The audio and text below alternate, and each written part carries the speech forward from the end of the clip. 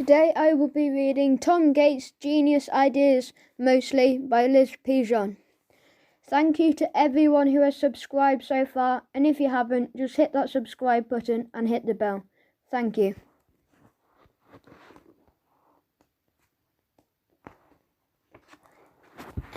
If my writing looks a bit wobbly, it's because I've just had a terrible shock. So to help me calm down, I'm searching for the special emergency biscuits I keep hidden under my bed. This is definitely an emergency.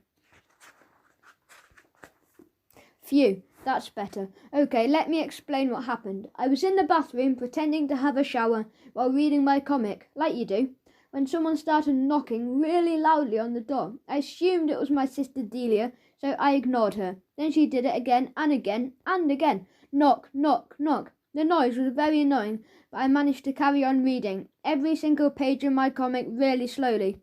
Eventually, when I'd finished, I very carefully opened the bathroom door. I was expecting Delia to shout at me for taking so long. I wasn't expecting to see this. Goo! It was a horrible sight. I let out a loud "Ah!" which made Dad come running out of the bedroom to see what all the noise was about. He said, "What's the problem here?" So I said, "Delia's the problem. She looks scary without her sunglasses." Then Dad said it would be nice to have just one morning without being disturbed by the two of us arguing. Delia got really cross and pointed at me, saying I was the only one who was disturbed. Then she told Dad that he looked totally ridiculous before disappearing into the bathroom and slamming the door, which left me with a full view of what Dad was wearing. Bright blue cycling shorts. I was speechless. I couldn't decide who looked worse, Delia without her sunglasses or Dad in his cycling shorts. Mum wasn't much help either. She came upstairs and shouted, "Why is everyone shouting?" Followed quickly by, "And what on earth are you wearing?" Dad pointed out that she was the only one who was shouting, and the cycling shorts were all part of his carefully planned new fitness regime, which made Mum laugh out loud. Ha ha ha ha ha! I decided that this was probably a good time to head back to my room because nasty surprises and shocks equals emergency biscuits. It's a good job I keep a few hidden for these kinds of situations. I just hope there are no more unwanted surprises today. Sigh. I eat my half of the second emergency wafer and start to imagine what my idea of a fun and very relaxing day at school would be. I think it would probably go something like this. Mr. Fullerman is delighted to see me, even though I'm late. Hello, Tom. Very good to see you. I have my own special comfy chair and table that are as totally far away as possible from that very annoying Marcus Meldrew. Lessons are optional, so I can choose what I want to do, which is easy. Our nice new art teacher, Miss Straw, insists I do a whole art project on caramel wafers. Really, if you insist. I have fun arranging them into towers before spending as much time as I want drawing and doodling. Miss Straw is very impressed. Well done, Tom, and lets me eat 2 wafers for my snack. And I'm allowed to unwrap the others and use their foil for my interesting wafer collage. The wafers I can save to eat later. Yum. Miss Straw thinks I'm an art biscuit genius. I agree. Well done, Tom. What can I say? You deserve 100 merits for this amazing collage. Miss Straw. I show my 100 merits to Marcus, which annoys him. Then the day gets even better. A few friends and I have a delicious lunch served by the teachers. More ice water, Tom? I eat in the best part of the dinner hall for a change. I'm allowed to have seconds of pudding, followed by a relaxing rest with my feet up before the next lesson starts, which is extra fun experiments outside because it wouldn't be sunny on my perfect day. The whole class helps me place hundreds of the wafers in a long row around the school. Then I get to push the first wafer forward, causing them all to fall one by one in an amazing pattern, like dominoes. The spectacular wafer display breaks the world biscuit falling record. Yeah, and everyone gets to eat a few more of them. Then, as a special treat, Mr. Fullerman announces that our music lesson today will be taught by Dude 3, only the best band ever, who arrive at our school in their fancy, huge tour bus. They put on a fantastic concert for the entire school, and because Derek, my best mate, and I are Do 3 biggest fans, we get to stand on the stage and play along with our own guitars to all the songs that we know. Do 3 congratulate us on how good we are, which makes Marcus pull a face like this. Huh?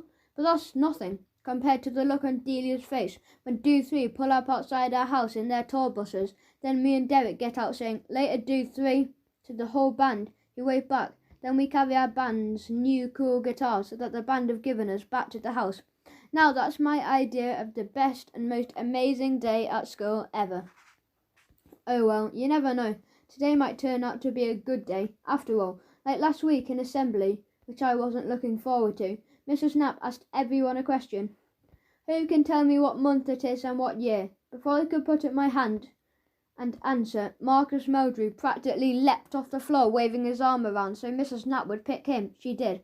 But the really funny bit was when Mrs. Knapp asked Marcus to sit down and he accidentally said loudly, "Yes, Mummy." Then he couldn't understand why we were all laughing so much. Mrs. Knapp had to say, "I think you meant yes, Mrs. Knapp." It was hilarious. I laughed a lot that day. Right now, though, if Mum and Dad see how late I am, I'll be in trouble. Although I'm not sure they'd even notice. I can still hear Mum chuckling every time she says the words fitness regime.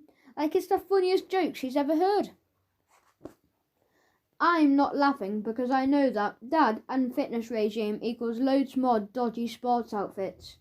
There's a good chance that he could start turning up at my school, or worse still, my friend's house, wearing something even more embarrassing than those bright blue cycling shorts. If that's possible. I slipped downstairs and grabbed some breakfast and realised that I'm properly late for school now. Mum is upstairs and still a bit busy. I could go and ask her to write me a late note to give to Mr. Fullerman, which would probably stop me from getting into any trouble. But why bother when it's so much easier just to write one myself? A genius idea.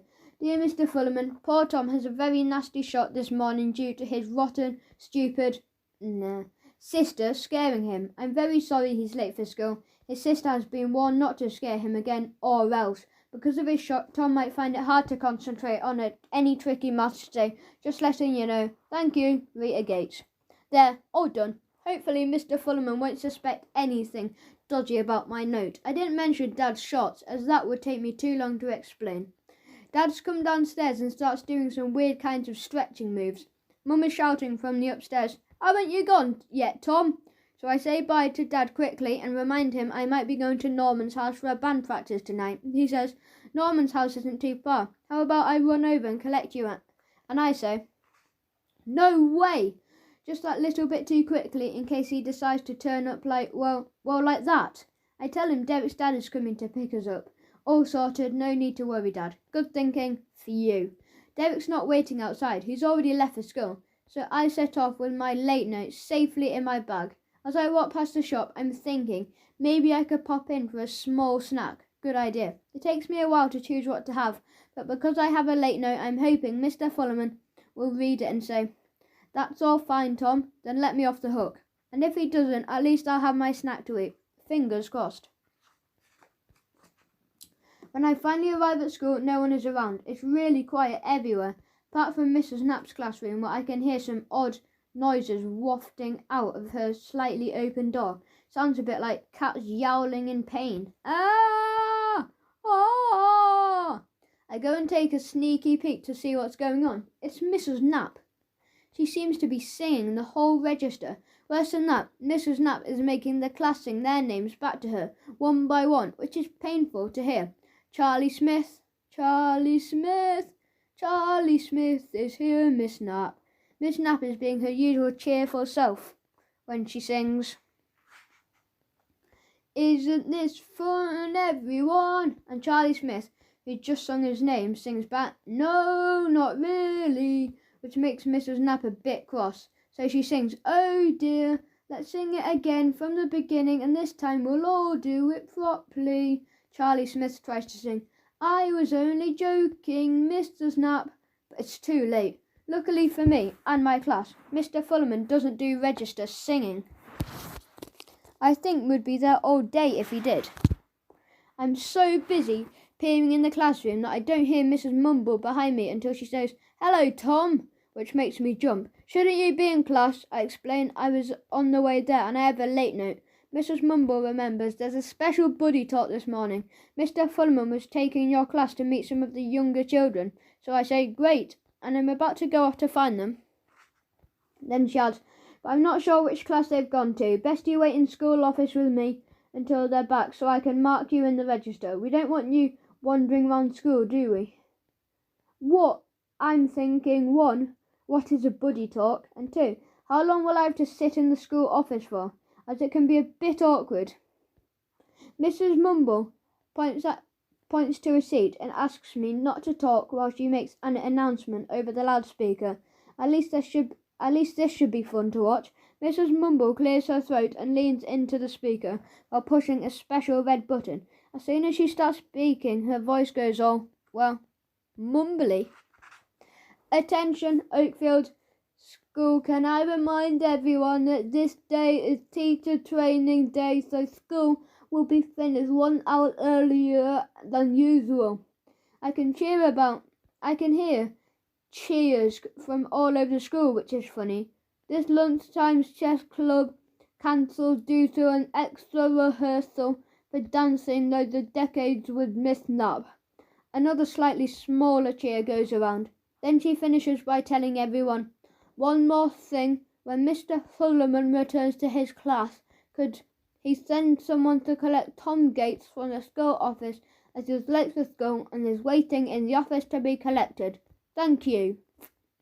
Great, now the whole school knows I'm late, and Mrs. Mumble has made me sound like I'm some kind of parcel.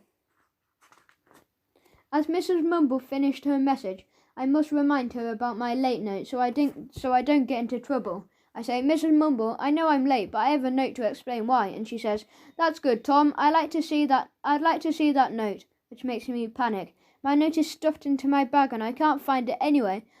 I put my bag down to her desk so I can have a good rummage around. While I'm looking, I carefully explain all about my older sister Delia and how she gave me a nasty shock this morning, which is true, she did, but I don't say what happened. Instead, I recreate my shocked face like this, which startles Mrs. Mumble a bit, and because I still can't find my note, I carry on. "It's in here somewhere." Then I tell Mrs. Mumble how Mum was a bit worried about me because I looked slightly pale.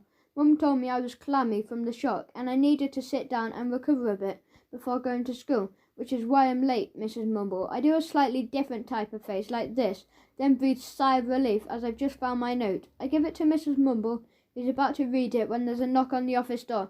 "Hello." It's Amy Porter from my class. She tells Mrs. Mumble 2 things. 1, I can come back to class as Mr. Fullerman is there now. 2, the whole school have just heard why I'm late explanation because the loudspeaker is still on. "Is it?" Mrs. Mumble lifts my bag off the special red button and says, "Oh dear, that'll be why." I'm doing a very embarrassed face which looks like this. Shame. And if that's not bad enough, Mrs. Mumble only goes and brings out her camera. She says, "That reminds me, Tom, I need a picture of you." I say, "Right now," because I can feel my face going even redder. Mrs. Mumble tells me that's for the school newsletter. You have a special mention for the excellent drawing homework on your school book. Nothing to be embarrassed about, Tom. Which cheers me up a bit. I forgot about being in the newsletter. At least Amy will see that I don't make stupid mistakes like this all the time. Speaking of stupid mistakes, Mrs. Mumble is just about to take the photo when someone else knocks on the door. There's a kid standing outside with a comb stuck in his hair. Mrs. Mumble looks at him and says, "How did you do that?"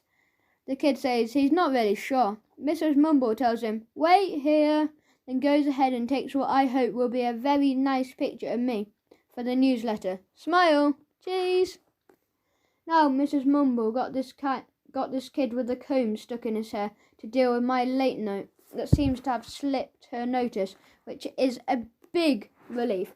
On the way back to class, Amy Porter wants to know exactly what Delia did that gave me such a shock. I can't say. She took off her sunglasses. It was terrible. because that doesn't sound shocking at all, even though it was. Instead, I say, it was nothing, I'm over it now, like I'm being brave. Then I managed to quickly change the subject by asking Amy what the buddy talk was all about. Amy says the younger kids get to choose an older kid or one of us to be their buddy. We have to look out for them and make sure they're happy in school. That kind of thing. Mr. Fullerman took us to say hello so the little kids know who we all are now. I say, lucky them. Since I wasn't there, I ask Amy what happens if you don't get chosen to be a buddy. Amy tells me, not all the little kids want to have buddies, so don't worry. It would be less hassle for you not to be picked. But I think I'd make a good buddy. I could show them all kinds of really important stuff like how to be first in the lunch queue, sneaky shortcuts, oh yes. How to get big portions for the food you like, yes please, thank you, delicious. How to get small portions of the food you don't like, save some for everyone else. I'm full, thank you, I couldn't possibly. Which teachers to look out for, Mrs. Worthing-Tashton, Mr. Fullerman, Mr. Keene, Mr. Sprocket, Mrs. Knapp. Why do 3 of the best band in the whole world? Back in class, Mr. Fullerman says, better late than never, Tom. I don't have to explain where I've been because everyone has already heard. Marcus Meldry can't wait to tell me how stupid I sounded over the loudspeaker. You sounded stupid. You don't need a loudspeaker to sound stupid. And he says, no one will pick you as a buddy because you weren't there. So I think quickly and say, no one will pick you as a buddy because you were there. Then Mr. Fullerman glares at both of us and says, stop talking, which shuts Marcus up, for now.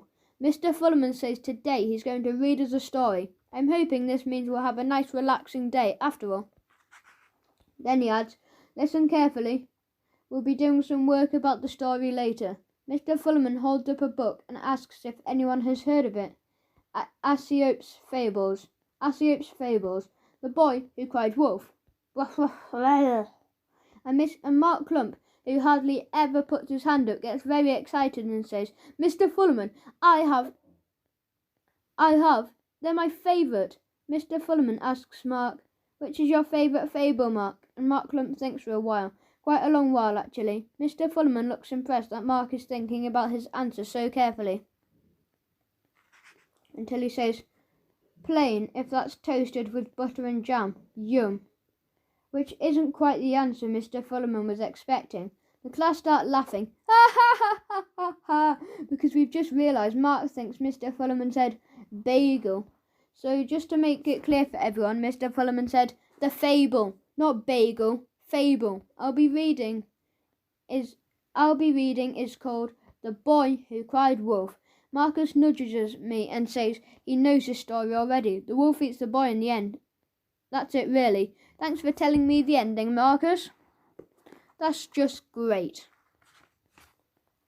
The good news is Marcus has given me an idea for a doodle. I carefully arrange a few innocent-looking books on my desk while Mr. Fullerman is reading out the story. I get busy drawing. Amy is watching me and smiling. I have to keep stopping to pay attention to Mr. Fullerman.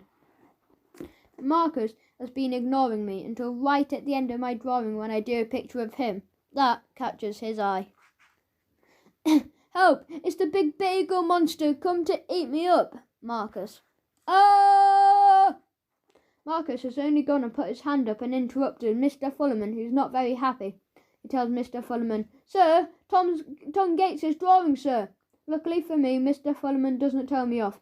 I just have to put down my pen and listen, which I do for a while. But Marcus is still watching me, which is annoying. So I start to draw this line. Hey Marcus, yes, you, follow this line. Don't stop looking. Keep watching. If you are still following this line, you are an idiot. Marcus looks like this now. I should try this trick on Delia too. It's really funny. Break time, at last. My best mate Derek comes to find me. He can't come to band practice tonight, which is a shame. I have to go to Aunt Julia's house with my mum. Derek looks really fed up. I hope she doesn't do that face squeeze thing on me again. It's embarrassing. Look at you, little Derek. To make things better, I tell him about when my Auntie Alice, Uncle Kevin and the cousins came round for a family barbecue last weekend. Derek says, I love barbecues, and I say, so do I, usually. I explained to Derek it would have been okay, but Dad was in a really bad mood, mostly because of Uncle Kevin and his dodgy jokes. And he didn't like my paper banger either, or the noise it made. Then when Dad dropped all the sausages on the ground, he said it was my fault. Derek says, I was wondering where Rooster got those sausages from. And what's a paper banger? I still have a paper banger scrunched up in my pocket. So I smooth out the creases to make it work better. It's not great, but it does the trick. I tell Derek I was only showing the cousins how to make it go bang, like this, by flicking it over my head. Bang. See page 308 on how to make paper banger. Derek seems to have cheered up a bit and wants to have a go at making a paper banger work himself. It takes a few tries, but eventually Derek gets it at a right angle. Bang. Bang. Bang! He got it. The noise attracts a bit of attention from some of the little kids in the school, who come over and want to know, what's that? It's a paper banger, I tell them. Then I show them how it works. You can make them yourself. It's easy. Bang! This kid called Joey wants to take a closer look. He's the one I saw in the school office with the comb stuck in his hair, which is out now. I'm very nice and let Joey have a go. I show him the knack of making the banger work properly too, which is a mistake. Bang! He manages to tear all the paper up the sides. Joey says sorry and hands it back to me. It's just as well they're easy to make, because this one's ruined. Derek says Joey reminds him of Norman when he breaks stuff. Mind you, ever since Norman fell off his bike and hurt his elbows, he's been a bit more careful about everything.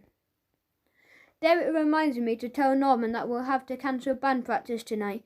He suggests we could do it again at the weekend instead. Then he says again, you won't forget to tell Norman, will you, Tom? And I say, as if.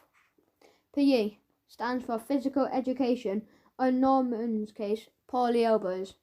Even though Norman is the first person I see when I come into class, I completely forgot to tell him about band practice. Norman gets to miss PE because of his elbows. I ask him if he's being allowed to relax for a bit or do something else. Norman points to some worksheets, tells me, Mr. Fullerman wants me to catch up with these, he says. The class have done them already. We have? I take a quick look, but I don't remember doing any of these worksheets. I'll keep quiet and won't mention it in case Mr. Fullerman wants me to catch up as well. Norman has to go and sit in the school office with Mrs. Mumble. Ready, Norman? Groan. Like I did, while the rest of Class 5 follow Mr. Fullerman for PE. Follow me. We get changed and go outside to the playing fields as the weather is nice and warm. Mr. Fullerman announces to the class that we're about to have lots of fun, and we all cheer. Yeah! Then he adds, training for our sports day, which makes us go, oh. Training doesn't sound like much fun to me. Mr. Fullerman tells us to warm up by running around the field once. Solid, who's not keen on running, puts up his hand and says, Mr. Fullerman, I am already warm, so do I have to run? I think Solid has made a very good point. So I say, sir, I'm very warm too. Phew. In the hope Mr. Fullerman might change his mind about making us all do that running.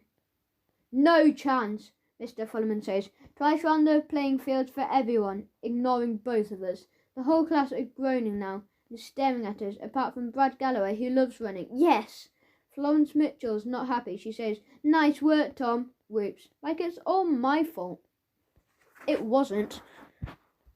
Mr. Fullerman is keeping his beady eyes on me the whole time I'm running. I can't even hide behind a tree or pretend to be doing my shoelaces for a quick rest without him shouting, keep going, Tom, I can see you. Me hiding behind a tree, shoelace trying to rest my foot. I'm really hot and I've gone bright red now. Solid can hardly speak. He's so puffed out. He just about says, we've hardly started yet, which is true, groan. Marcus Meldrew comes over to me and starts waving his hands around my head, which is annoying. I say, what are you doing, Marcus? And he says, my hands are cold, I'm just warming them up on your face. Ah, ha, ha, ha, ha. Marcus thinks he's hilarious. I think it's going to be a very long PE lesson, groan. My class, 5F, have never, I repeat, never won anything on sports day. We're a bit rubbish compared to some of the other classes. Every year at the end of sports day, Mr. Fullerman says, "Well done, class 5F, you've all done so well. Just remember, it's the taking part that counts, even though we've come last." While Mr. Sprocket's class 5S, are usually celebrating, whooping and cheering because they have won sports day again. Mr. Sprocket doing his victory robot dance. Right now, from the way Mr. Fullerman is making us do star jumps and bunny hops, which are hurting my legs, I think he's hoping that this time sports day could be a bit different for everyone. Sometimes I wonder why sports day is actually called sports day. I'm not sure everything we do is a real sport, like hula hooping, which is a lot harder than it looks. Skipping. Mr. Fullerman says boxers skip to keep fit, but they probably don't have someone like Marcus standing right next to them messing up their skipping rope up the whole time. Beanbag juggling. Beanbags get used a lot on sports day. We do loads of throwing and catching and running in between them. My personal favourite is beanbag balancing. It's fun to put them on your arms, knees, or do double balances on your arms and knees and foot at the same time. I often pile them on my head. Mr. Fullerman tells me to stop when I'm about here. The long jump is the only sport we do that I've seen on telly. Mr. Fullerman wants all of us to have a go. He tells us, you need a good run up, then throw your legs forward and jump into the sandpit. Marcus starts bending his legs up and down. I say, "What are you doing, Marcus?" And he says, "I'm getting ready to do a very big jump because I'm really good at long jump." Now he's taking a deep breath as well, which is a bit odd. Solid says to me, "Maybe he's good at long jump after all." I say, "Let's see." We watch Marcus as he starts to run as fast as he possibly can towards the sandpit. Then he leaps into the air and does a really, really, really small jump. Oof. Mr. Fullerman says, "Good try, Marcus. Stretch your legs out next time." Now Marcus thinks he's done a brilliant jump. He hasn't. Mr. Fullerman finishes off our training session with what he says is a warm down. Solid says the warm down is making him even hotter. On the way back to school, I can hear Marcus telling anyone who will listen that he is a natural at long jump. He's not. Brad Galloway is doing that funny thing when you walk behind someone really closely and they don't know you're there. He's right behind Solid, copying everything he does. Solid doesn't notice for ages until I tell him. He says, "Good joke, Brad," and wants to try it on someone else now. Trouble is, Solid's a bit tall and noisy, and his shadow keeps giving him away. "I know you're there, Solid." "Hello, Solid." When we get back to school, Mr. Fullerman asks us to help put away the sports equipment. I think he means the beanbags, hula hoops and skipping ropes. Then he takes the opportunity to remind us how little time there is before sports day. Like we didn't already know. He says, "Team 5F, you're all going to do amazingly this year, I can tell. Blah, blah, blah. But it's hard to concentrate when I can see this PTO." Brad is going crazy behind Mr. Fullerman's back. I'm trying not to laugh, but it's almost impossible. Everyone who can see Brad dancing starts laughing too. Mr. Fullerman gets a bit cross and says, "This is no laughing matter, class 5F. Ha ha ha ha," because he can sense something is going on behind his back. Then Mr. Fullerman spins on super fast just in time to catch Brad Galloway, doing absolutely nothing. "Hello, sir. Lucky escape or what?" Mr. Fullerman says, "I'll be keeping a close eye on you, Brad," which is excellent news for me because I'm between doing some work. I've been trying to finish my super large doodle in class, which is tricky to do with Mr. Fullerman staring at me like he does. "Tom, stop doodling. Brad, stop dancing." I can't wait until lunchtime to catch up with Norman and Derek and tell them all about how Brad was dancing behind Mr. Fullerman's back. In the dinner hall, I stand up to show them exactly what he did, like this. I am very busy wafting my arms around over my head and from side to side, recreating Brad's dance. I don't even notice that Derek is making a funny face at me. I carry on and say, "Trust me, it was really funny, especially when Mr. Fullerman was going on and on about sports day. And Brad Galloway was wobbling his legs about like this. Then I tell that the best part was Mr. Fullerman had absolutely no idea what Brad was doing behind his back. Derek nudges me and says, "I think he does now." Because Mr. Fullerman is looking over in my direction with his beady eyes and shaking his head in a very stern and disapproving way. I have a horrible feeling that he's heard everything I just said. It's easy to forget about Mr. Fullerman's superhuman hearing. I should have known better.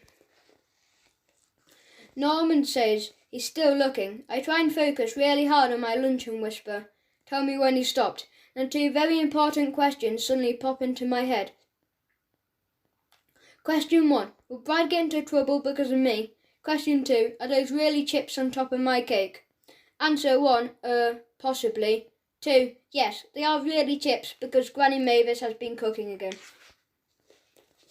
I managed to carefully pick out the chips and eat the cake. The two don't usually go together unless you're Granny Mavis. Norman seems keen to eat my chips, which is fine by me, but a bit weird.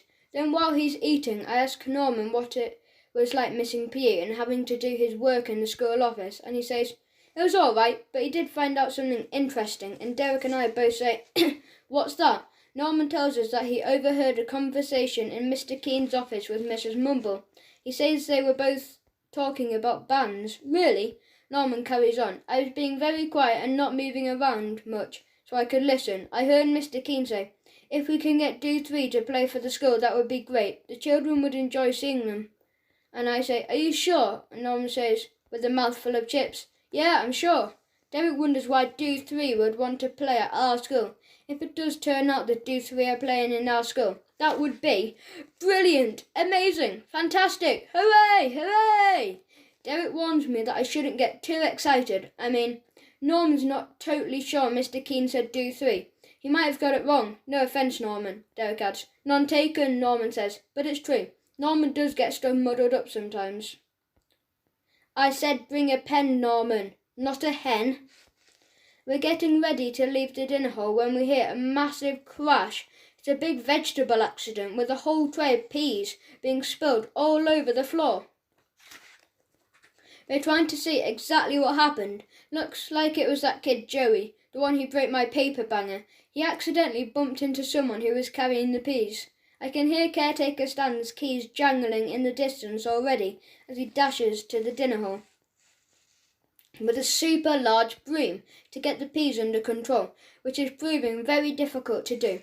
We leave Stan swishing his broom around with a long tail of squashed peas behind us. Back in class, Mr. Fullerman asks everyone to stand up, then sit down, then stand up again and check under our shoes for squashed peas. This is another sneaky way of making us practice for sports day. Amy checks her shoes, which are clean. Marcus has pea-free shoes as well, but mine are covered in peas. Marcus says it looked like I squashed a frog, and then he makes a big deal of moving his chair right away from me. Mr. Fullerman hands me a few paper towels, which get rid of the peas nicely. Marcus keeps saying, "Yuck," and pulling horrible faces. So I tell Marcus that he's got something green stuck between his teeth. That doesn't look so good either. He hasn't, but it shuts him up for a bit. Mr. Fullerman wants Marcus to move his chair back to where it was and stop being so silly. I agree. Here's my doodle of Marcus inspired by peas. Marcus pea brain. English. Eventually we get the squashed peas under control, and Mr. Fullerman hands out 2 worksheets while making us do some extra arm stretches at the same time. Stretch up, stretch down, stretch up to get the worksheet. He says everyone can choose which worksheet to do. Then he stares at Brad and says, "Brad, you might like worksheet 1, and don't forget I do have eyes in the back of my head," which sounds like an odd thing for Mr. Fullerman to say. Until I read worksheet 1, Brad's been rumbled. Creative Writing Project 1. Read the beginning of the story carefully, then I'd like you to continue the story on a separate piece of paper. Please write at least 1 A4 page. It was clear to Mr. Fullerman that something was going on behind his back. He decided the only thing to do was... space. The end. Bit short. I put go home. Bit short, I know. Better to do worksheet 2 instead, if I don't want to get into trouble anyway. creative writing project too. I would like you to write your own fable with a similar theme to the fable we read in class, The Boy Who Cried Wolf. The story can be based on your own imagination or based on something that might have happened to you in your own life. At least one A4 page, please. This is my version of a fable, all based on the family because I was telling Derek about earlier what we had last weekend. Enjoy. The Boy Who Said the Sausages Are Burnt, by Tom Gates. This is a story of a family who wouldn't listen to their very smart son. That would be me then. It all began when the sun came out and my dad thought it would be an excellent idea to have a barbecue. I said, "Doesn't it always rain when you get out the barbecue, Dad?" And he said, "Don't be daft, of course it's not going to rain. Like that's ever happened before." So I watched Dad wheel the barbecue out from the corner of the garden. It was covered with some special protective plastic that Dad told me would keep extra clean and ready to use in an instant. But underneath the protective plastic, the barbecue was full of revolting gunge. I told Dad the barbecue didn't look that clean. Dad said that it just needed a quick brush down and all the black gunge would burn off during cooking. I said, "Are you sure? It looks really disgusting." But Dad wasn't listening to me. He was looking at Mum, who was running towards us in a very big panic. She told Dad, "I've completely forgotten that Uncle Kevin and Auntie Alice and the cousins are coming to lunch." Dad said, "When?" And Mum said, "Today," which would have been okay until she added, "in 5 minutes." Dad said, "Oh, great," but not in a jolly way. Mum wanted to know how long the barbecue would take, and I said, "It would take forever, it always does." But Dad said, "Don't listen to Tom," and gave me a look. He assured Mum that he knew exactly what he was doing. I can just throw on a couple of extra sausages for them. Without wanting to spoil the story, you can probably see what's going to happen here. Dad, not listening to me, equals disaster. When Uncle Kevin arrived early, Dad was busy telling them everything would be fine because he was a barbecue expert. And Uncle Kevin said, "Hello, did someone say barbecue expert? I'm here." And Dad whispered, "Great, that's all I need." So Mum suggested we should leave both the barbecue experts to get on with burning the lunch, which Dad didn't think was very funny. All this talk of sausages was making me hungry. I really hoped the barbecue wasn't going to take too long. Auntie Alice and the cousins were in the kitchen holding a massive bag of snacks. I told them they should eat them now because the barbecue could take ages. Auntie Alice looked surprised and said, "You're having a barbecue? I thought it was going to rain." Mum said it would be all fine. It wouldn't. Then she asked me to go upstairs and let Delia know that everyone was here, and I said, "What's the point? She won't be pleased to see us," which is true. Get lost. Mum said, "Just go and knock on her door." But I had a much better idea than that. I showed the cousins how to make some paper bangers and how to use them too. Then we all took them upstairs and stood outside Delia's bedroom door. I think using the paper bangers to let Delia know what everyone was here was a genius idea. We flicked them over our heads again and again. Bang! And again. Bang! And again. Bang! And again. Bang! That was a good one. Delia came storming out of her room and told us to stop being annoying little boys. So I told Delia that the cousins were not little and she was being rude. Before Delia could even get more grumpy, Mum called upstairs and told us the barbecue was nearly ready. I looked out into the garden, but all I could see was thick smoke everywhere. The smoke seemed to be getting thicker and thicker. Mum had to rush round the whole house, closing the windows to stop the smoke from coming in. I couldn't see Dad at all. I could only hear him calling from the smoke-filled garden for someone to bring me a plate quickly. Turns out Uncle Kevin wasn't much help after all. He'd escaped back to the house because he said the smoke was getting in his eyes and he couldn't stop coughing. Mum handed me a plate to give to Dad, which I did. Eventually, when the smoke died down, I could see that all the sausages looked a bit, overdone. Dad said it was important for barbecue meat to be cooked properly, and I shouldn't worry. They're fine. I watched Dad turn the meat over and cook them a bit more. I'd never seen sausages that looked like that before. I asked Dad if the barbecue was ready yet, and he said, "Nearly." And I said, "The sausages look a bit burnt, Dad." And Dad said, "They're not burnt, they're just well done." But when he tried to take the sausages off the barbecue and put them on the plate, they were all stuck fast to the nasty black gunge left on the grill. I reminded Dad that he said gunge would burn off during cooking, and Dad told me I should go back to the house and find something more useful to do. Tell everyone that lunch is all under control. It wasn't, but I did. I left Dad scraping the sausages up while trying not to make too much of a mess on the plate. Mum was trying to keep the smoke out of the kitchen, with lots of tea towel wafting. She asked me how everything was going. I said, okay, sort of, which wasn't exactly what Mum wanted to hear. The cousins had taken my advice and eaten all the snacks. Now they were playing with their paper bangers again. I joined in and discovered that if I timed my paper banger swing just right, I couldn't hear a word Mum was saying. Sorry, Mum. Bang! At least it took my mind off the burnt barbecue lunch that I knew was coming up. Finally, Dad appeared through the swirling smoke that was still hanging around, looking very pleased with himself and holding a nice big plate of burnt barbecue food. Well, he was holding a plate, right up until I swished the paper banger over my head and made a spectacularly loud bang. Dad was so startled, he tripped and let go of the plate, which fell on the ground. They got covered in grass and loads of ants, who were attracted by the black sticky gunge, and just when Dad thought this barbecue couldn't possibly get worse, it started to rain. A lot. Uncle Kevin's eyes got better just in time for him to see all the burnt sausages on the floor. Dad blamed my paper banger for making him drop the food, while the cousins kept asking what was for lunch. Uncle Kevin said, This one big barbecue disaster, which was true, but not very helpful, and it really annoyed Dad. I tried to make a suggestion, but everyone was distracted by Rooster's dog, who suddenly jumped over the fence and snatched a sausage. Dad suggested that he could put some more sausages on the barbecue, because it was still hot, but Mum wasn't keen on that idea, and neither was anyone else, especially when the cousins pointed out how many ants were everywhere now.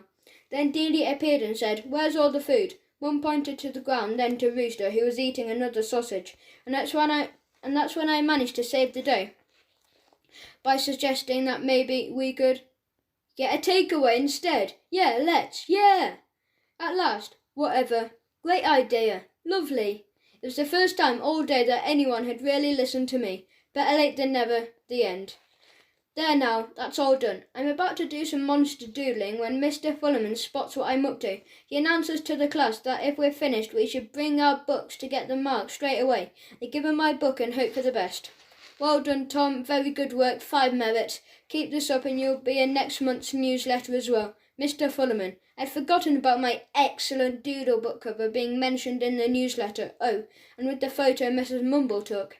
I'll have to get a few extra copies and leave them lying around the house, so Mum and Dad are reminded about my good work and will say nice stuff like, Well done, Tom, while proudly showing off my newsletter to the fossils. He might even give me some good extra pocket money for being such a good, hard-working grandson. You're too kind, Granny. Then Mum will put the newsletter on the fridge, and if she doesn't, I will, which will annoy Delia a lot. I can't wait. Mr. Fullerman says, unfortunately, that this month's newsletter won't be ready to take home for a few reasons.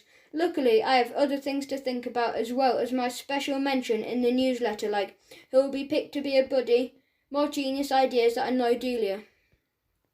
The new Dog Zombies video. Me and Derek and Norman want to make our very own music video for Dog Zombies, our band. We watch Do3 music videos all the time, so thought it would be amazing and fun to make our own. We've been talking about it for ages. Derek's dad says he can help us, which is okay as long as he doesn't try to butt in like usual. He's already been suggesting we watch a few more classic music videos. What do you mean you've never seen Sledgehammer? While I'm busy thinking of video ideas, Mr. Fullerman surprises me by saying, You too, Tom, arms up, because he keeps making us do extra sports day practices when we're least expecting it. Like now, he's making it very difficult to finish off my large doodle, and Marcus keeps on telling Mr. Fullerman when I'm drawing. He's snitched quite a few times now. Luckily for me, Marcus has been getting on. Mr. Fullerman's nerves, too. He tells Marcus to get on with his own work, which I agree with. I've had to use all the excellent tricks I know to get this doodle finished, arranging books around me for cover, always a good one. Looking straight ahead at the same time as drawing, which takes a lot of practice, leaning over my work so Mr. Fullerman can't see what I'm doing, like this, which looks like I'm working. Even Marcus can't see. Buddies. Today we get to find out about the buddies and there's maths too. Doodle ideas ready if I get bored. It's not such a big deal if I don't get chosen. I tell Amy she'll definitely get picked and she says, I'm not sure. So I say, how can you say that? And she says, who'd pick me? I tell Amy, you wouldn't want to pick an idiot, would you, Tom? Would you? I tell Amy, you wouldn't want to pick an idiot, would you? Thanks, Tom. It's supposed to be a compliment. For the way Amy said, thanks, Tom, it didn't seem like one. Mr. Fullerman is busy handing out letters about who's going to be a buddy and what they have to do. Becoming a buddy. Being a buddy to some of the younger children is a very responsible role. All buddies are expected to be helpful, kind, good listeners, with good advice. Your teachers are there to help. Remember to be the best buddy you can be. Mr. Keene. He tells the whole class, if you don't get chosen this time, you will have another chance next term. Then he hands a letter to Amy and I say, told you. And then to me. Looks like I'm going to be a buddy to some kid in 2R. Let me see who it is. Joey Dawson. That name rings a bell. Marcus hasn't been chosen this time. He's peering over my shoulder to see who I've got. He says, haha, that kid is trouble. And I say, well, I'm going to be a good buddy and keep him out of trouble. Then I remember who Joey Dawson is. The one with the comb stuck in his head. The one who broke my paper banger. The one who smashed all the peas. I'm sure he's not like that all the time. Hooray, it's break time. I meet up with Derek and Norman, who have both been picked as buddies. Derek says his buddy seems nice, and Norman's buddy seems like him a lot, only smaller. I can see Joey on the other side of the school grounds. He's waving at me. I tell Derek and Norman, that's him, he's my buddy. Look, here he comes now. We all watch Joey walk right through a game of football and not notice a thing, which doesn't go down well with the other kids. I want to make a good buddy impression, so I say, thanks for choosing me as your buddy, Joey. Joey smiles and doesn't say anything. I'm trying to remember what sort of stuff is in the letter and what I'm supposed to be helping Joey with as his buddy. I add, got any worries about anything, Joey? He shakes his head. Maybe school? Joey shakes his head again. Friends or teachers giving you a hard time? Joey shakes his head. This buddy business is going to be a piece of cake. Then I ask him, have you got any questions you want to ask me? And Joey thinks for a bit and says, yes, can I be in your band, please? Which takes all of us by surprise. I wasn't expecting that question, so I tell Joey that we're not looking for new band members right now. You can come to the next band practice and watch us if you want. Joey says that would be great. Then he jumps up and down and punches the air, saying yes, yes, which is funny, until he accidentally biffs Mr. Fullerman, who's walking past him on break duty. Mr. Fullerman is not very happy because he spilled a cup of tea as well. He tells Joey, Joey, you must be more careful. Then he adds, Tom, you're his buddy. You should be looking out for him. Like it was my fault. It wasn't. Derek and Norman think it's a bad idea to let Joey watch our band practice. He'll break something, Derek says. He's worse than me, Norman adds. The band could definitely do with a practice and another gig. The last time we played, it was for Granny Mavis and the other over 70s cake and make group. Not sure it was a proper gig though. I promised Derek and Norman that if Joey turns up, I'll make sure he doesn't touch or break anything. Don't know how, but I'll try. Granny's over 70s cake and make. Newsletter and other interesting facts. Mr. Keene, our headmaster, or Redmaster as I call him when he gets cross, told us in assembly that the newsletters have all been posted to our parents now, along with some other important information and your mid-term report cards. I'm hoping that the good mention in the newsletter will make up for any dodgy things that might be lurking in my report card. Fingers crossed. There's no mention of made-up late notes or that kind of thing. Mrs. Knapp goes to tell everybody about the school talent show auditions. She says, we are hoping to see lots of you talented children all coming along for auditions. Mrs. Knapp explains, this year's production is a talent show, so anyone can join in and there will be only one dress rehearsal. Once you've been chosen, unlike last year's play, which is good to know. I managed to avoid last year's play, unlike Solid. Maybe Dog Zombies could be part of the show this year, especially with my new guitar, and because Dog Zombies can play now 6 whole songs all the way through. I can see it now. Secret messages. Shh. Back in class, yet another way of making us do extra practice for sports day. We all have to jump up and touch the arrow before he lets us come into class. Then he explains to the class what we'll be doing today. First, you need to write the whole alphabet out and underneath each letter make up your own symbols. Remember when we looked at the Egyptian hieroglyphics? That's what I want you to all do. I thought it sounded a bit dull. Zzz, yawn, yawn. I was getting ready to start a new doodle when Mr. Fullerman gave us some examples of a secret message written in code. We had to work out what the message said. It was brilliant. Crack the code below, then make up your own code for the alphabet. Answer: hard work. Next, we have to invent our own code, which could be very useful, especially if I don't want certain people to know what I'm writing about. Marcus is looking at what I'm doing and sniffing right by my ear, which is a bit weird. I tell him to stop doing both, and he says, I'm busy concentrating on my own code. He's not. His pen has started to leak, and it's leaking, and he keeps putting his hands on his face. It's so funny. I try and tell him what he's doing, but he ignores me and says, whatever. I did try. I spend the rest of the lesson making up my own monster alien code, which I'm very pleased with. Tom Gates. Once we finish making up our own code, Mr. Fullerman wants us to write a letter to the person sitting next to us. I write this one for Marcus, then pass him my alphabet so he can work out what it says. It takes him a while. Eventually he gets it. Marcus, ye have ink on your face. Your pen is leaking. Ha ha ha. Joey. Buddy duties are proving to be trickier than I first thought. Every single break time and lunchtime, Joey comes to say hello, but that's all he says. Joey doesn't talk much. I tried to pass a few tips on about getting by in Oakfield School, but it's hard to tell if he's interested or not.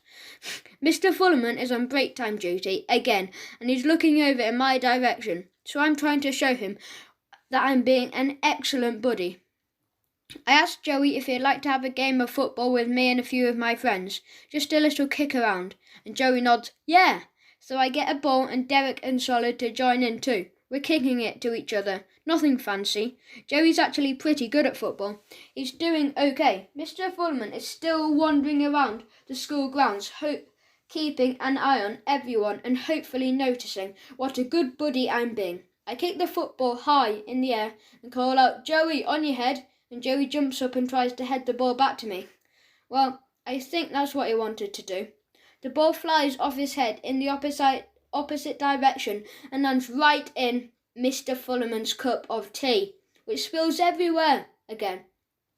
Mr. Fullerman says, for goodness sake, Tom, will you look where you're kicking the ball? And I want to shout out, it wasn't me, but because I'm a nice buddy, I say, sorry, sir. Marcus has been watching us and comes over. He says, I'm glad I don't have a buddy like yours. And I say, it was an accident, wasn't it, Joey? But Joey's already gone back into school to avoid Mr. Fullerman and me. I think Marcus says, I told you your buddy was trouble. Thanks for that, Marcus.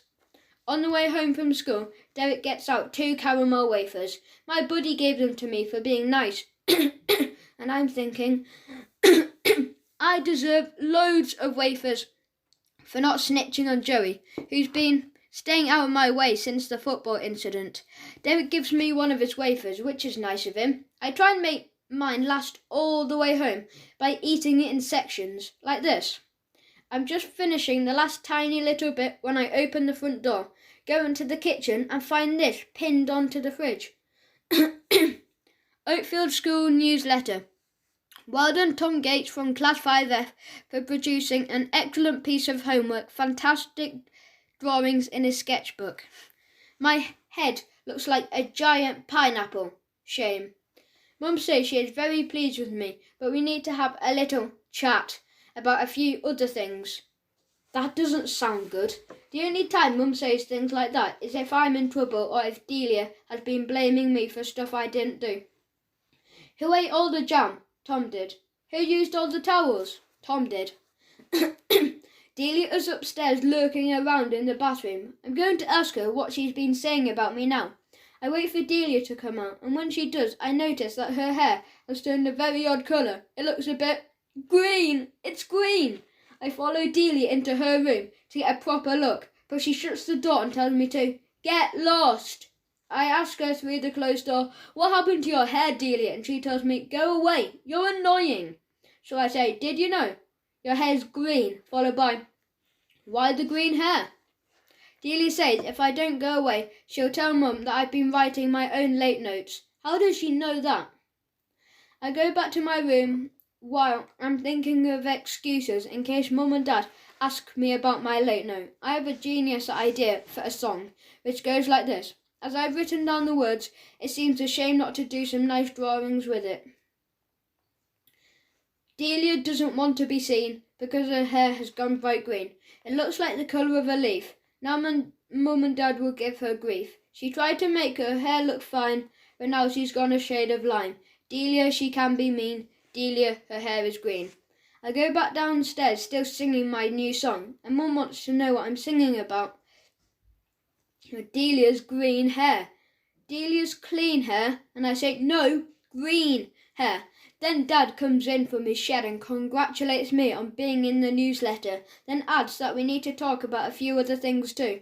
So I change the subject quickly and say, Delia's got green hair. Just then the Fossils, Granny Mavis and Grandad Bob, pop in to say hello, like they do. And Granny says, who's got green hair? And I say, Delia. Grandad laughs and says, at least she's got hair, not like me. Then I add, or Dad, which is true, but Dad doesn't look happy now. Mum goes upstairs to see Delia, and Dad says he's off to get changed. Granny Mavis mentions she's taken up knitting again. She says, I can make Delia a hat if you needed one, which is a great idea. Maybe I should help Granny with a few hat ideas, like this. Dad suddenly appears wearing those shorts again. He tells everyone, I'm going for a brisk run, like we wanted to know. Then Mum comes back downstairs and says that Delia's had a bit of a hair dye disaster. I say, really? I hadn't noticed. Mum says she's probably been using terrible cheap hair dye, not like the one I use. Delia's rubbish hair dye. Mum's fab hair dye. I tell Mum that Granny Mavis has offered to knit Delia a hat to cover up her green hair. Mum says, actually, Delia's quite upset about her hair and doesn't want to see anyone because she's feeling a bit. And I say, like a tree? Mum gives me a look and says, no, Tom, she's feeling a bit self-conscious and embarrassed. Granny says, poor Delia, then tells us they're off to the shops to pick up a few odds and ends. From the look on Granny's list, it's mostly odd things. Buy ingredients for sausage and jam rolls, peach and pea soup, raspberry and tomato pie. Then Mum says bye to the Fossils, who wish her luck sorting everything out. Mum was being all nice and sympathetic about Delia's hair, right up until she discovered it was her hair dye Delia had been using. Now she's really not happy about that. It's quite late when Dad gets back from the run. He looks red in the face and is limping a bit. He says, I'm in agony. I think I've pulled a muscle. Mum says, is that part of your carefully planned fitness regime too? Then she says, at least you have an excuse to run in parents' race on Tom's sports day. How does she know about sports day? I've been keeping it quiet, especially after last year's race. Dad and Mr. Fingal. Pant, pant, pant. I say, you don't have to come. My class are always last anyway. Dad says he'll be fine and he's looking forward to running and beating Derek's dad this time. I'm not. Mum wants to know if I'm auditioning for the school talent show tomorrow as well. How does she know about that? I read your newsletter and your midterm report card too. Oh my report card has arrived. Dad says, which reminds me, we want to talk to you about your report card, Tom. I'm getting worried now. Dad limps over to get it. I can't remember anything bad that I've done, apart from the late note, and a few other notes too. Mum and Dad are both looking at me with very serious faces. They say, Tom, we are very surprised that... Oh no. You're doing so well. It's amazing. Well done. Keep it up. Wow, That's a first for me. My report card usually says things like, Tom does too much chatting and doodling. Tom doesn't do enough homework. But now, on a scale of idiot to genius, I'm about on the clever scale. Mum thinks I should put my guitar in good use and enter dog zombies in the talent show. You're doing so well at everything. Good point. Maybe we could do it. I give Norman a ring first and then Derek to see if they agree. They do. While I'm on the phone to Derek, I remind him about last year's parents' race and how embarrassing it was watching our dads run. Then I have a terrible thought. Cycling shorts. My dad could turn up wearing those cycling shorts. Oh no. Derek says, shame. While we're chatting on the phone, I can hear Rooster in Derek's garden running around, barking like mad. Derek says Rooster's been chewing all his socks, which is driving him bonkers. And I suddenly think of an excellent way to avoid a possible sports day cycling shorts. Shame, after all. Chucking Dad's shorts over the fence. Genius idea. Now Dad's cycling shorts have miraculously disappeared. I'm fine with him and Mum both coming to my sports day. I better remember to bring all my own sports kit, for good reason. On the way to school, Derek tells me that his dad has actually been practicing for the parents' race. He has? Wow, that's embarrassing. Before we go to the sports ground, Mr. Fullerman gives the whole class what he calls a motivational talk. His eyes look even bigger than usual because he's all enthusiastic. Go for it, Class 5F. Try your best and have fun. I say to Amy. What he really means is don't be rubbish and come last again, which is true. The sports ground are divided up into sections for all the different sports we'll be doing. Mrs. Worthington rings a big bell to start off each sport of race. Every class gets a point for goals scored, beanbags caught, balls bounced, long jumps taken, hula hoops hooped. When all the classes have done every sport, the points are added up and the winners are announced after the parents' race. Mr. Sprocket's class are wearing vests with slogan on. They look like a proper team. Go Class 5, go 5S, go 5S, go 5S. We just look like Class 5. Class 5F.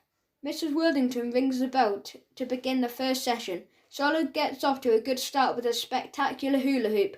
Mark Lump and Amber Tully Green don't do badly either. It's not my favourite sport, but I managed to add a few points as well.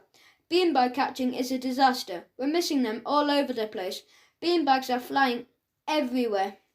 Thankfully, Leroy Lewis and Ross White do a really good job catching theirs for Class 5F. Marcus is complaining about him feeling all itchy when he keeps on missing the basketball challenges. And he blames me for shoving him, which I did, accidentally. Mr. Fullerman seems to be smiling, which is better than last year. Amy and Indrani are telling Julia that she's doing really well and not to be nervous about the long jump, which is our last sport. It's not helping that Mr. Sprocket is reading his class in aloud. Give me a W. Give me an I. Give me an N. Give me an N. Give me an E. Give me an R. Give me an S. What have we got? Winners! There's a slight pause as none of the class can work out what they've just spelled. In the end, Mr. Fullerman, who says, it spells winners, guys, but don't count on it. Mr. Fullerman's extra sports day training starts paying off as we're doing very well in the beanbag relay race. Mr. Keane is wandering around saying encouraging things like perfect pass, Pansy, and run really fast, Robert. There are lots of families, friends and parents at one side of the ground behind a barrier who are cheering too. I can't see anyone from my family yet. Mrs. Worthington rings the bell for everyone to stop for drinks, oranges and biscuits, which is very popular. During the break, Mr. Fullerman tells us that everyone is doing brilliantly and we're definitely not going to come last this year. I think he's more pleased than we are. Norman has somehow managed to to eat way too many biscuits, and as the sugar starts to kick in, he's rolling around on the ground with his legs in the air saying, "Look, I'm a dying fly." Yes, you are, Norman. Oh dear. The last sport for Class 5F is the long jump. I still can't see any of my family in the crowd at all until Amy says, "You're popular." I glance over to where Amy's looking. Now I can see them and hear them. "Go Tom! Go Tom! Go Tom! Go Tom!" Shame. I managed to get the fossils not to wave "We love you, Tom" banner. Luckily, I'm not the only one with an embarrassing family. Julia Morton's parents are wearing T-shirts with her face on them, which hasn't helped her any less nervous. Mrs. Worthington rings the bell and says, "It's time for the last sport. Good luck," which is the long jump. In our case, I take my turn, run as fast as I can and throw myself into the sandpit. Yes, it's not a bad jump either. Good enough for the fossils to take out the "We love you, Tom" banner again. Most of the class have jumped and there's just 2 kids to go. Mr. Fullerman, who's been having a sneaky peek at the score, says only a few points between Mr. Sprocket's class and us now, which is good news. The last 2 jumps need to be as long as possible. Julia Morton and Marcus say, but I'm not sure they're feeling confident. Marcus goes first. The class start clapping to help him jump further. When he starts running, they'll say "woo" until he lands. Then it's an "ooh" as his long jump is only a tiny bit better than last time. Marcus says he's got distracted in midair by his itchy T-shirt. If you say so, Marcus. Then Julia goes to jump. She looks very nervous. The class go "woo" because Julia's jump is amazing. We're all cheering and clapping, but we won't know who's won the Sports Day trophy until after the parents' races. I'd forgotten about that. Just like last year, some dads are taking to the race a lot more seriously than others. My dad is trying to pretend the race is just a bit of fun, but from the determined look on his face and the fancy running shoes he's wearing, I can tell he wants to win. Mrs. Worthington sets him off with a whistle this time. Dad manages to huff and puff himself into 3rd place, ahead of Derek's dad, Mr. Finger, which he is very pleased about. I say to Derek, "Phew, over for another year," and Derek says, "I can't believe my dad wore that headband. I'm guessing Rooster might have something else to play with later." Mum says she can't run in the mum's race because she's worn the wrong shoes accidentally on purpose. I think now the fossils want to know why there isn't a grandparents' race too. I'm sort of glad there isn't, to be honest. Mr. King comes over and says they have added up all the points and are ready to announce the winners. Winners of this year's Sports Day trophies. Who is? Class 5N. It's Mrs. Knapp's class, and we're second in front of Mr. Sprocket's class. But from the way Mr. Fullerman is leaping around and cheering, you'd think it was us who'd won. I've never seen him so happy. The very best thing about coming second on Sports Day is that Mr. Fullerman is in an excellent mood for the rest of this week. He has made a special Sports Day display for us, which is 2nd 5F, 3rd 5F, Sports Day winners. The morning of the auditions for the talent show. I'm a bit achy after Sports Day. All that jumping into sandpits and catching beanbags. On the way to school, Derek and I discuss the audition and what song we should play. Derek says, "Has to be Smoke on the Water." And I say, "Why is that?" And Derek says, "Because the old folks love that song. And Mrs. Knapp and Mr. Sprocket are quite old, so they'll like it too." Good point. I brought my new guitar to school and I'm a bit nervous that something might happen to it. I even get more worried when the first person we see is Joey. He's not been around much since the football incident, but because I'm a good buddy, I say, "Hi Joey," and tell him we're auditioning for the school talent show. He says, "I'll see you later." He will. Wait, he will? Straight away I'm thinking I will have to keep an extra eye on my guitar. I don't want anything happening to it with Joey around. In class, I asked Mr. Fullerman if he could keep his beady eyes on my guitar until it's time for the auditions. I don't ask him like that, obviously. I say, "Please, Mr. Fullerman, could you keep my guitar in a safe place?" Amy and Brani and Florence are all singing for their audition. I asked Marcus what he's doing, and he says, a magic act that I've been practicing a lot. It's really good. And I say, can you do any magic now? And he says, no, because he needs a special box of magic tricks. I tell Marcus that my granddad taught me how to do a really good magic trick, and I can show him if he wants. Marcus says, go on then. Impress me. Granddad's trick goes like this. 1. Take a tissue and scrunch it up in your hand and say, I can make it disappear. 2. Then stand up and hold the tissue in your hand. Move your hand up and down while counting to 4 like this. Then, on the 4th or 5th time, let go of the tissue by throwing it behind the person's head so they don't see. Now your hand really slowly to show that the tissue has disappeared. It does take a bit of practice, but it worked really well on Marcus. School talent show auditions. I hold onto my guitar tightly and say, hi Joey. He nods, hello. We're walking to the hall when Norman says Do 3 are definitely coming to play here because the whole school are talking about it. And I say, I hope it's true, Norman. It would be so good. Derek is already waiting for us along with Marcus, who's auditioning next. Marcus is wearing a cape. He's swishing it around and trying to be all dramatic. Mr. Sprocket calls out, Dog Zombies next please.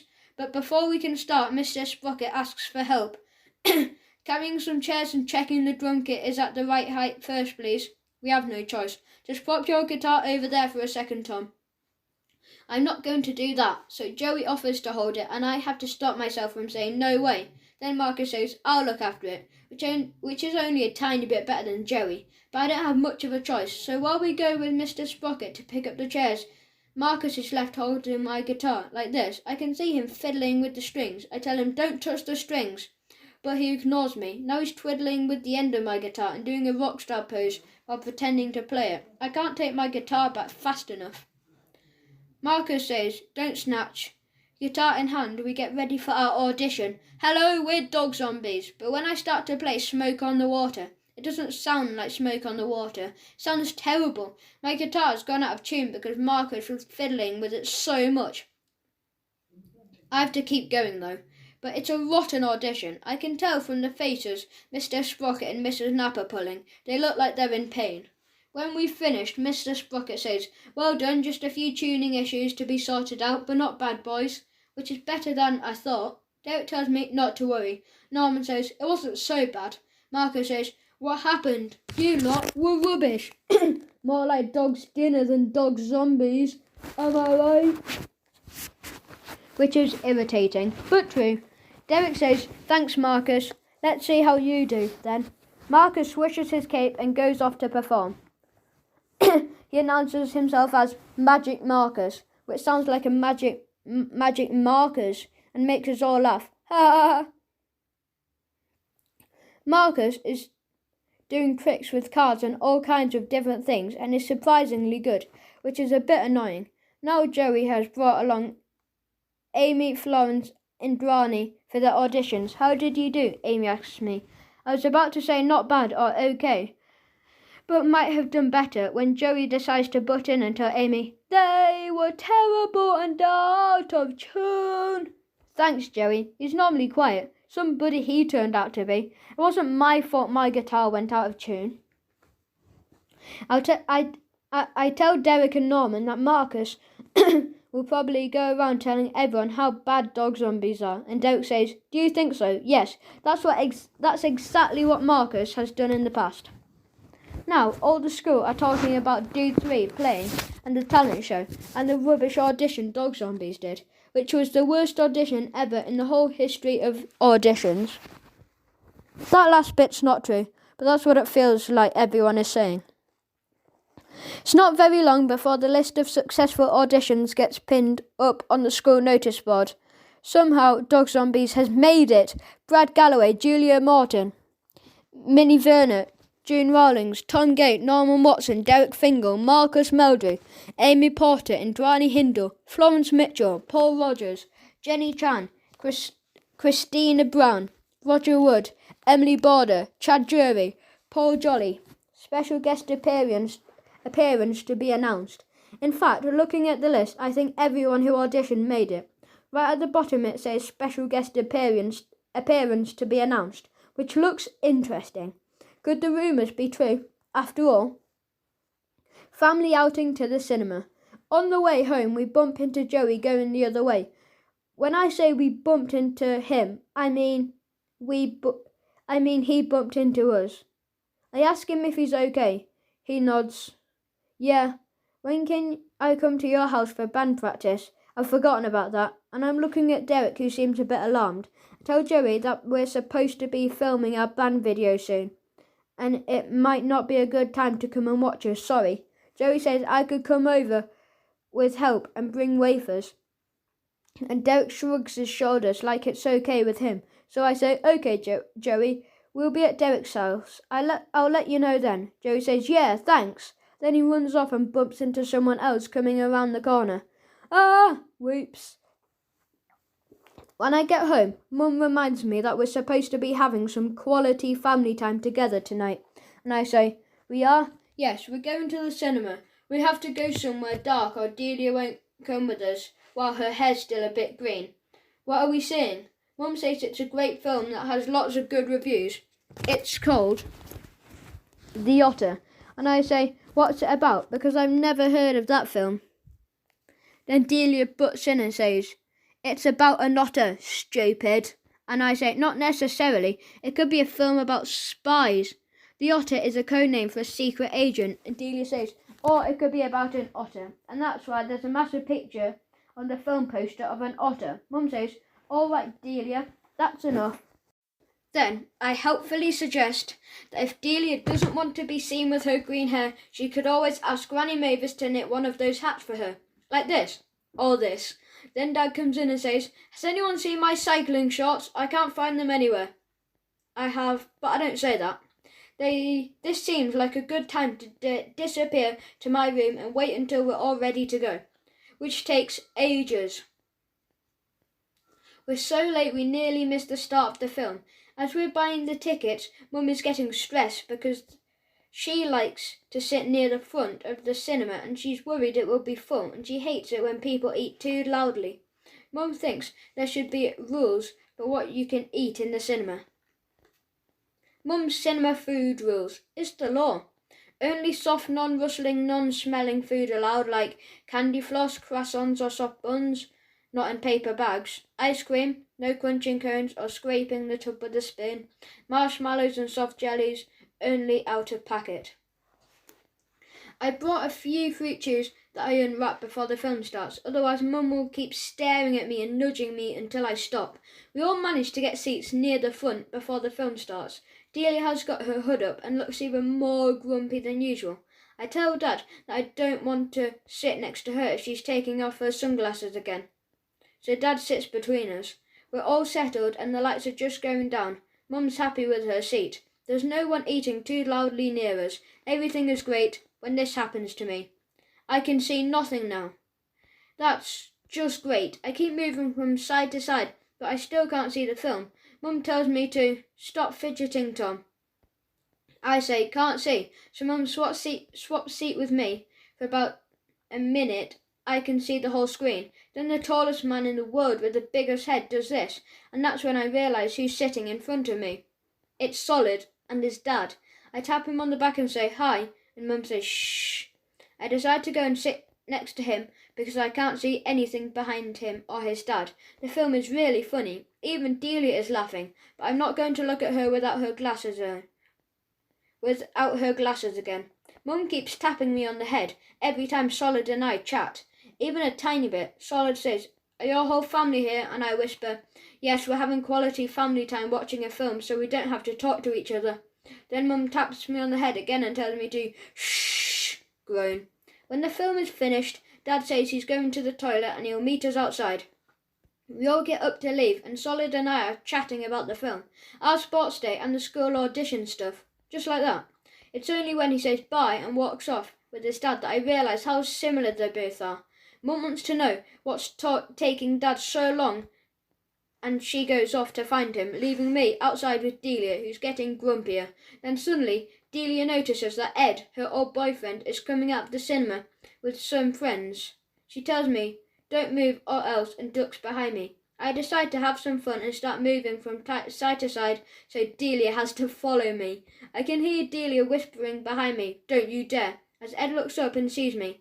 I wave and say, "Hi Ed, fancy seeing you here." Ed comes over and says, "Hi Tom," and I say, "Good film, wasn't it?" And he says, "Great. You still in your band?" And I say, "Yes, thanks." Delia's still crouched down with her hood covering her green hair, and she's trying to sneak away without Ed noticing, which might have worked if I hadn't moved out of the way at exactly the same time as a big gust of wind sweeps Delia's hood right off her head. Delia's green hair stands out a lot. Everyone is looking at her, including Ed. Mum and Dad come back just in time to stop Delia from taking revenge on me. She says, "You wait," which doesn't sound good. So I suggest Delia lightens up and has some fun, like me. Mum says it's nice that we're both enjoying ourselves. Well, I am. Delia looks a bit grumpy and green still.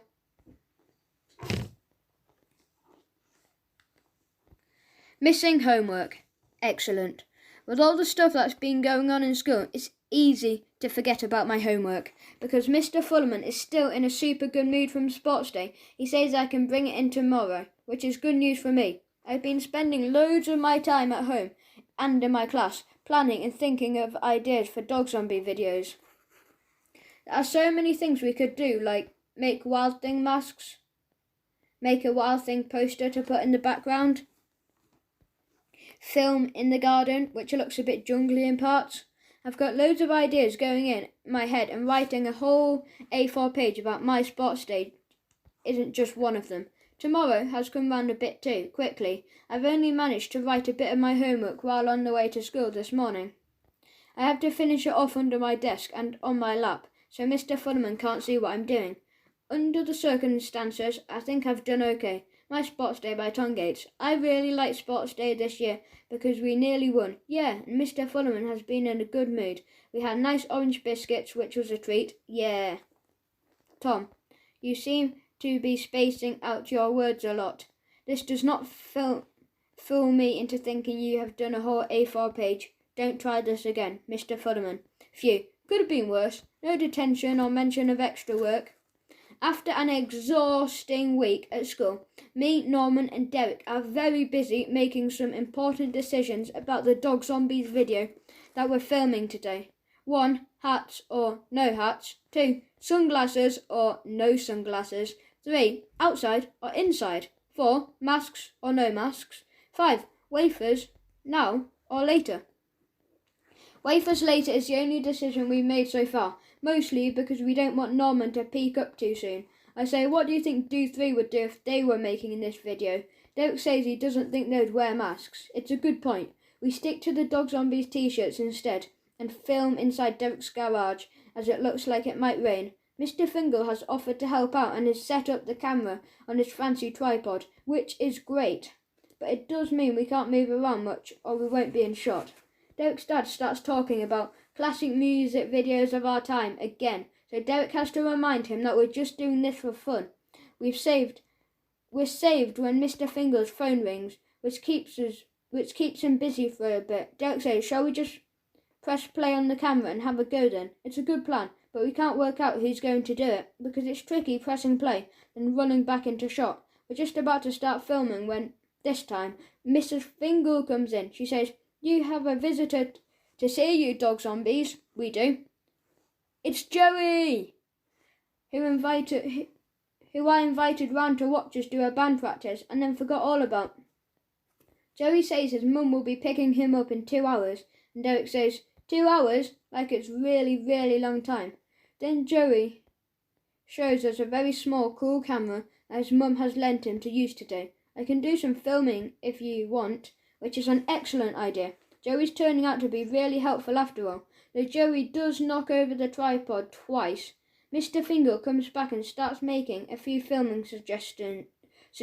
Some are better than others. Stand on one leg and then play. Really? But it does make 2 hours whiz by. Joey's mum turns up just as we're really getting into filming. She says, "This looks good. I'll help you put the video together if you want." Norman says, "Sweet." He means, "That's good."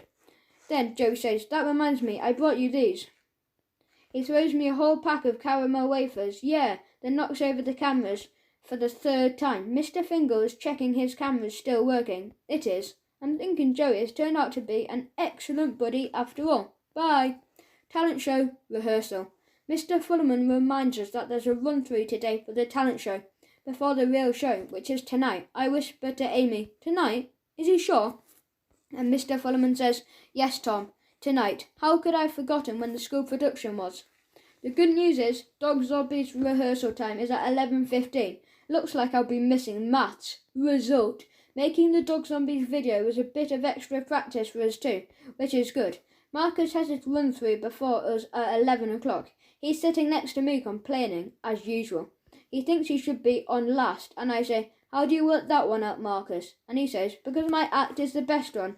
And I say, it might not be. And he says, no one else is doing magic tricks like me. And I say, what about the special guests? There's a rumour that Do 3 are coming to the school.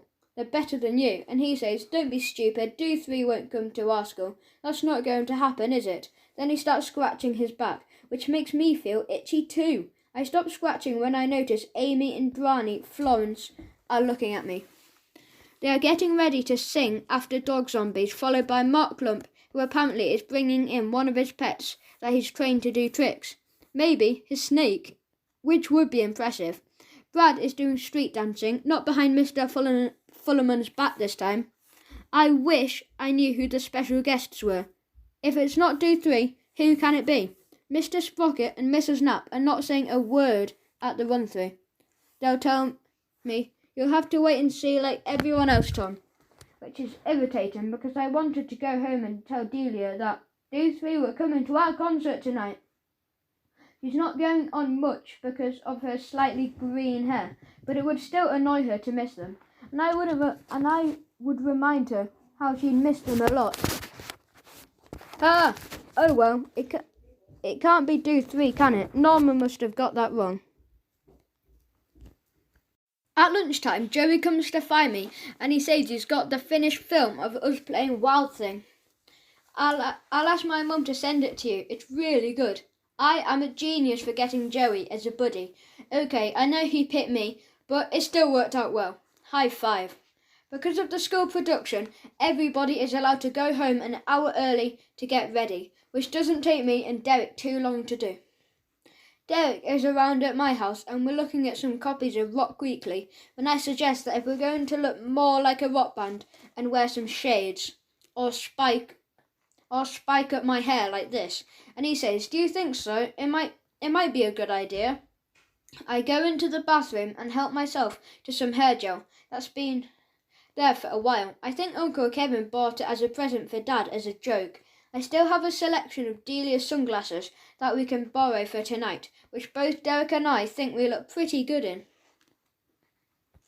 Derek stays at mine for some dinner, and while we're eating, Dad comes in holding a bag. He says, I've got myself some new shorts for running, which he's pleased about. I whisper to Derek, let's hope Rooster's still hungry, which makes him laugh. Talent show tonight, plus special guests. All the kids that are performing tonight are getting ready in the classrooms near the hall. There are a lot of excited chatting going on before the show starts. Me, Derek and Norman are all wearing our Dog Zombies t-shirts. I show Norman the hair gel and says, I think I could spike my hair up a bit to look cooler and more like a rock star. And Amy, who's with Florence, hears me and says, you should do it, Tom. That would look really good. Norman just says, yeah! Because he's already getting a bit twitchy, like he does. So I get a big handful of hair gel and put it on my hair, when it stays in a big blob. Derek says, I think you need to rub it in a bit. Amy and Florence are looking at my hair. Florence says, maybe you should spike it up using a brush, but I don't have one. Amy says I can borrow her brush, which is nice of her. Now I've got a half-ton of hair gel in my hair. I must look a bit silly. Derek suggests, go and find a mirror as you can see what you're doing. Good thinking. I head to the toilet and try to spike up my hair using Amy's funny little round brush. I've never used one of these before. I twirl it round the front of my hair, then try and drag it upwards into a spike, but it's stuck. So I twist it round a bit more, which doesn't work at all. This is not good. I'm trying not to panic, but The more I twist the brush, the more tangled up it gets. This is turning out to be a disaster. I'm taking so long that Derek comes to find me. He says, "We need to get ready now, Tom." And I say, "There's a tiny bit of a problem." And Derek says, "I know Mr. Sprocket wants us to go on early because of Marcus."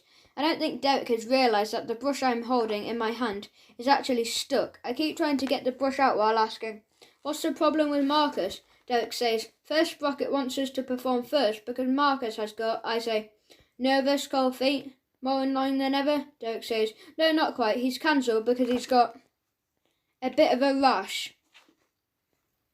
Derek tells me his mum called and said it's not serious, but Marcus says he can't do his tricks because he's all itchy. Finally, Derek notices the brush sticking out at the top of my hair. "What's wrong with your hair, Tom?" "The brush is stuck," I say. Derek has a go at trying to pull out the brush, and I say, "Ah!" So he stops. Mum takes one look at me and the brush and says, "How did you manage that, Tom?"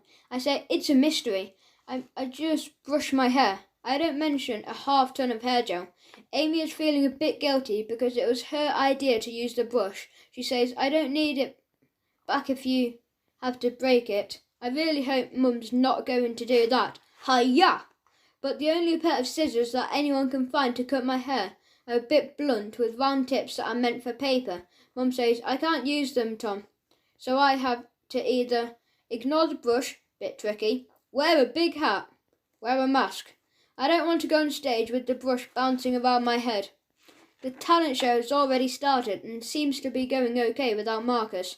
Mr. Keane made an announcement that there might be a few changes to the running order of the show. We're now going to play last, so I'm hoping my hairbrush problem will be all sorted by then. But it's not looking good. Norman and Derek are shaking their heads and staring at me. "This isn't working, is it, Tom?" Derek says. He's right. I don't want to go and play wild thing in front of the school with a brush sticking out of my hair. I tell Mr. Sprocket and Mr. Snap that I'm really sorry, but I won't be able to play now. "Never mind, Tom. We'll get the special guest to go on early," Mrs. Knapp says. I'm thinking this could actually turn out to be really great, because Mrs. Knapp knows I'm a Do 3 fan. I ask, "Are Do 3 going to play then?" And she says, "That would be telling," which probably means no. Mum goes back to her seat to watch the rest of the show, even though I'm not playing anymore. She says she'll deal with the brush when I get home. Shame. At least I get to watch the other talent show performances that I didn't see before, like Mark Clump his Talking Budgie, Florence, Amy and Indrani singing. They're really good. Brad Galloway's excellent dancing. Some little kids each doing a line from a poem, which takes a bit of time. A few more singers and actors and ventriloquist, my favourite so far. When the last performance is over, Mr. King comes on and all the lights go down. He says it's been a wonderful show with so many talented children from Oakfield School. Clap, clap, clap, clap, clap. I'm sure you're all wondering who the special guests are tonight. Yes, I am. Well, we are very privileged to welcome a world-famous band to the school for a one-off performance for the very first time and possibly the last. And I'm looking at Derek and Norman, who've come to see who it all was as well. Norman says, "Told you Do 3 were coming, but I can't see them anywhere." Then Mr. Keane says, "We need to give a big Oakfield School welcome to the one and only..." Drum roll, keep rolling. Oh, you 3! And for a split second, I think Mr. Keane has said Do 3, and I'm jumping up and down cheering until I see Mr. Fullerman, Mr. Sprocket and Mrs. Worthingtash dressed like they're going to ride motorbikes. Mrs. Worthington has on false moustache. Well, I hope it's false. Me, Norman and Derek are shocked like this. They start singing, "Get your lesson ready, head out to the classroom. Get the children running, practicing for sports day. Here's a new teacher band who are born to be mild. We can keep our cool in Oakfield School. Born to be mild. Born to be mild." It's a funny song. Some of the adults are laughing extra hard. Mr. Sprocket and Mr. Fullerman are stomping crazy, pretending to be rock stars. But it's Mrs. Worthington who's going crazy. I say to Derek, "This is the maddest thing ever." It might not be do three, but you three are hilarious. I almost forgot about the brush stuck in my hair. Then the whole school clap and cheer as they finish playing. Hooray! Hooray! Hooray! I think the kids in our school will be talking about the teacher's performance forever. Now the show's over, I say bye to everyone and go and meet up with Mum and Dad, who both think the teacher's band was very good. Dad says, makes me want to be in a band. Mum gives him a look and says, I don't think so. I agree with Mum. At least Dad has brought the car, so I don't have to walk home with the brush sticking out my hair, which is a relief. I can avoid people staring at me, wondering what I've done. I can't avoid Delia, though. When we get home, Mum, Dad are telling Delia how funny the teacher's band was. Delia isn't listening. She's too busy looking at me and shaking her head. She says, how did you do that, you idiot? So I say, it was an accident, bit like your green hair. Mum's going to help sort it out now. But before I get the chance to think about what Mum is actually going to do, cut the brush out, she suddenly appears with some scissors and does this. Snip, snip. Then a few more. Snip, snip, snip, snip, snip. And a few more. Snip. It's all finished. I keep my eyes closed until Mum says, 3, all gone now. I go and take a look in the mirror to see what Mum's done, and she's right. It really is all gone now. Delia catches me looking at my hair. I'm just waiting for her to say something horrid as usual when she says, don't worry, it'll grow back eventually, which isn't the worst thing she could have said, I suppose. I go upstairs to get ready for bed, then remember to let Derek know the important news. I do a quick doodle and put it up in my window. Newsflash, the hairbrush is gone, and some of my hair too. Mum and Dad both come to say goodnight. They tell me my hair looks very cool, shorter. I'm not sure. I think it looks a bit odd. So I'm lying in my bed, sort of going to sleep, but I can't stop thinking about you three. So funny. And my chopped off hair. If I have to sit next to Marcus when he stops itching and comes back to school with my hair like this, he'll probably just keep making stupid jokes all the time, which will drive me bonkers. Did you cut your hair with a knife and a fork? Hair today, gone tomorrow. Then all of a sudden, I get one of my very best ever ideas that comes to me in a flash. I jump out of bed quickly and grab a comb. Until my hair grows back a bit more, I could just do this. Let's see if it works. Oh yes, swap sides. Another genius idea, if I do say so myself. That's the end of the audiobook. Put in the comments what you'd like me to read after I finish the whole Tom Gates series. Goodbye.